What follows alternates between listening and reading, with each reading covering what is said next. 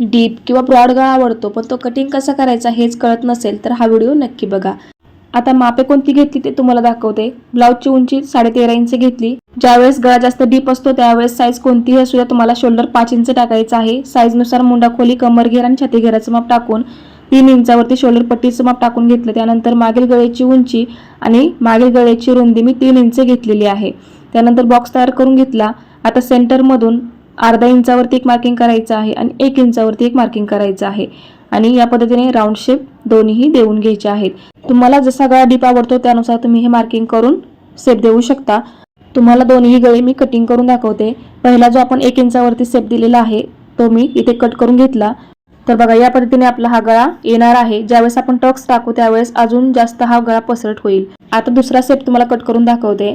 दुसरा शेप खालच्या साईडने असा पसरट किंवा डीप दिसणार आहे। तर हे बघा टक्स टाकल्यानंतर अजून हा छान गळा पसरट आणि डीप दिसेल। तुम्हाला जसा गळा डीप किंवा पसरट आवडतो त्यानुसार तुम्ही कटिंग करू शकता। तुम्हाला आजचा हा व्हिडिओ कसा वाटला मला कमेंट करून नक्की सांगा। व्हिडिओ आवडला असेल तर लाईक करा, शेअर करा आणि असेच नवनवीन व्हिडिओ बघण्यासाठी चॅनलला सबस्क्राइब करायला विसरू नका।